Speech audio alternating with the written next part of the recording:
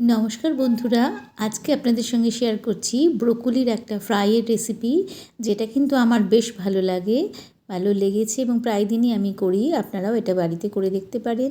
একটা healthy ফ্রাইয়ের recipe এবং খুব সহজ এবং খুব অল্প সময়ের মধ্যে তৈরি হয়ে যায়। এর জন্য আমি একটা ব্রোকলি নিয়ে সেটাকে ডুমো ডুমো করে কেটে নিচ্ছি এবং অবশ্যই কিন্তু এটা কাটার আগে গোটা ব্রোকলিটা আমি নুন জলে বেশ মিনিট 20 মতন ভিজিয়ে রেখে এটাকে জল ঝরিয়ে নিয়েছি। এটা অবশ্যই করে নেবেন। ব্রোকলি বা ফুলকপি এভাবে ধুয়ে নেওয়াটা খুব জরুরি। এরপর দেখুন আমি একটা ডিপ তৈরি করে নিচ্ছি। কাজু বাদাম আর জল ঝরানো দই দিয়ে মিক্সিং জারে দিয়ে আমি একটা পেস্ট মতন তৈরি করে নিয়েছি।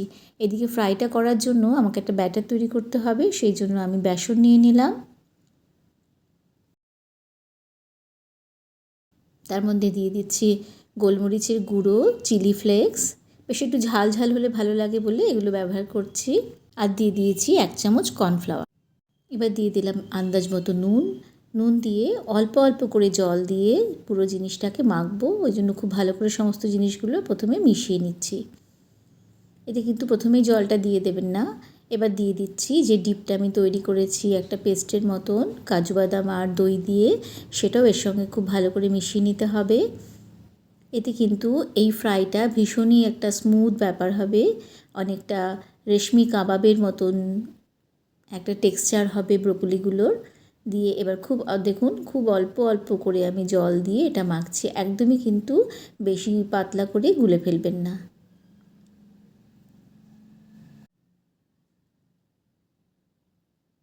সন্ধেবেলায় চায়ের সাথে অথবা ডিনারেও এটা কিন্তু খুব দারুণ লাগে খেতে বন্ধুরা। বেশ একটা হেলদি রেসিপি এটা।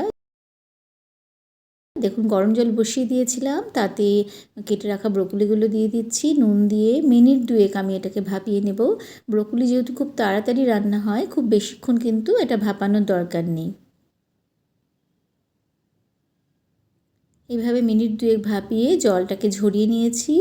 নিয়ে আমি এটার মধ্যে কি করব, যে একটু ঠান্ডা জল, বরফ দেওয়া জল ব্রোকলিটার মধ্যে দিয়ে দিচ্ছি। এই কারণেই এটা দিচ্ছি যাতে ব্রোকলিগুলোর কালারটা একদম ইনট্যাক্ট থাকে, একদম সবুজই থাকে, সেই কারণে। বরফ দেওয়া জলে কিছুক্ষণ রেখে জলটাকে খুব ভালো করে ঝরিয়ে নেব। জলটা বেশ কিছুক্ষণ সময় নিয়ে কিন্তু ঝরিয়ে নিতে হবে, যাতে ব্রোকলির ভেতরে একদম জল না থাকে সেটা দেখে নিতে হবে, নাহলে ফ্রাইটা হতে কিন্তু অনেক বেশি সময় নিয়ে নেবে।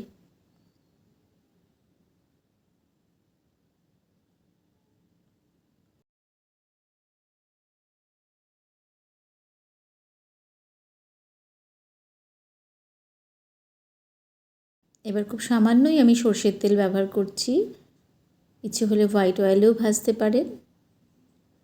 এবার ওই ডিপটার মধ্যে ব্যাটারটা যেটা তৈরি করেছি তার মধ্যে ব্রোকলিগুলোকে ডুবিয়ে ডুবিয়ে দেখুন ননস্টিকে আমি দিয়ে দিচ্ছি। এটা ননস্টিকে ভাজি এই কারণে যাতে কম তেল এটাতে অ্যাবজর্ব করে।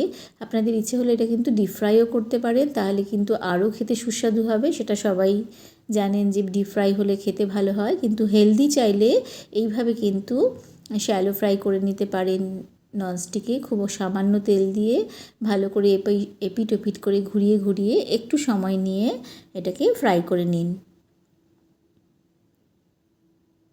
আর এটা খাওয়ার জন্য আমি এর সাথে তৈরি করেছি একটু কাজু বাদাম, দই এবং ধনেপাতা ও কাঁচা লঙ্কা দিয়ে আমি একটা ডিপ তৈরি করেছি, যাতে সঙ্গে এই জিনিসটা খেতে কিন্তু অসাধারণ লাগছিল বন্ধুরা।